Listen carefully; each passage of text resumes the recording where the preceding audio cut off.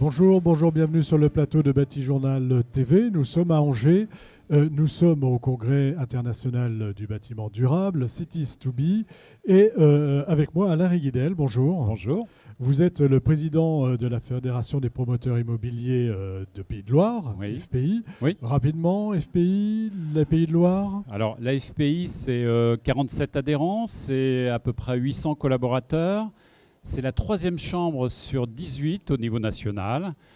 La FPI, c'est aussi, en quelques chiffres, 6500 logements mis en vente, quasiment autant de logements réservés, 7800 logements livrés. Pour le bureau, les Pays de Loire, c'est le 6e marché tertiaire en France, avec 100 000 mètres carrés qui ont fait l'objet d'une transaction. Donc quelque chose déjà d'important.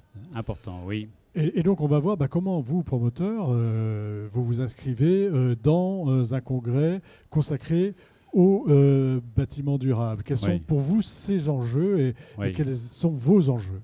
Alors déjà, la FPI est très ancrée dans le territoire et en particulier sur les grandes métropoles, Nantes, Angers, Le Mans, mais aussi sur des agglomérations comme Laval, La Roche-sur-Yon et puis sur l'espace littoral. Donc nous sommes des interlocuteurs dès l'origine auprès des décideurs très tôt, au moment de la constitution des plumes ou des PLU, et on donne notre avis. Et bien entendu, au moment où on travaille sur les projets, on est très très proche des promoteurs. Des décideurs. Des décideurs. Alors les enjeux, ils sont majeurs.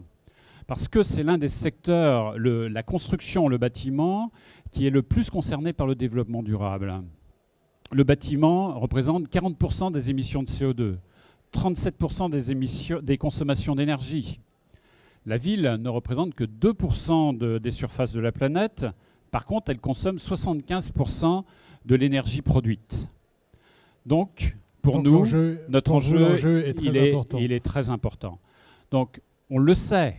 On construit déjà d'une manière des constructions très performantes, mais elles seront encore plus vertueuses à l'avenir en matière de consommation d'énergie et de construction bas carbone avec la réglementation 2020 E+C-.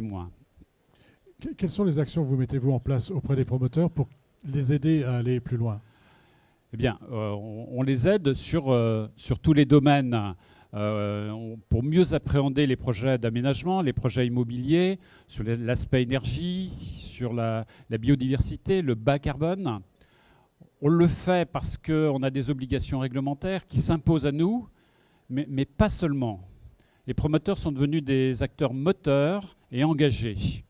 Aujourd'hui, on parle d'actions de végétalisation, de reconstruction de trames urbaines, de gestion de l'eau, de déconstruction et puis de manière d'appréhender les dépollutions sur les friches urbaines. On parle aussi d'agriculture urbaine, d'îlots de fraîcheur, etc. Donc c'est devenu une démarche bien ancrée. Vous vous inscrivez dans cette démarche-là. Voilà. Cependant, il y a des petites difficultés. Vous levez, vous mettez en avant quelques petites difficultés. Est-ce que vous pouvez nous dire lesquelles?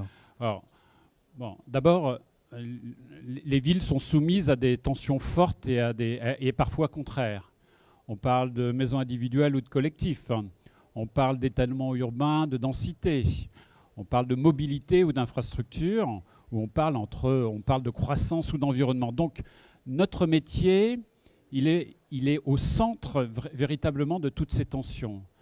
Et c'est un domaine qui, aujourd'hui, intègre des tas de facteurs, des tas de contraintes, liées à l'usage, à la qualité architecturale, à l'intégration dans la ville, à la biodiversité, à la performance énergétique, à la rareté du foncier et l'artificialisation.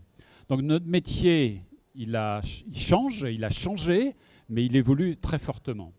Donc nos équipes doivent intégrer toutes ces difficultés. Voilà, en fait, c'est peut-être trop rapide, c'est quoi? Ça veut dire qu'il faut y aller plus doucement, et puis ce sera un petit peu le mot de la fin. Oui, il faut en tout cas se concerter étroitement avec les collectivités, avec les décideurs qui font la politique du logement, et surtout bien intégrer, parce que c'est notre notre rôle, le fait qu'on doit prendre en compte l'aspect, la capacité de nos clients à acheter et la capacité d'acquérir et leur bien-être. Voilà, c'est véritablement quelque chose d'ordre économique et le bien-être. Ouais, c'est véritablement le rôle de la FPI d'assister et d'aider nos adhérents à aller dans ce sens-là. Voilà, donc davantage de concertation, davantage parler plus ensemble, c'est ça? Oui, oui. Le message. Oui, oui, parler plus ensemble, c'est ce qu'on essaye de faire le plus possible avec toutes les personnes concernées par la question du logement et de l'immobilier. Merci d'être venu nous le dire sur le plateau de Batijournal TV. Merci beaucoup. Au revoir. Donc une émission à retrouver sur notre site Batijournal TV, bien entendu, et sur le site de notre partenaire Cities2B. Merci à vous.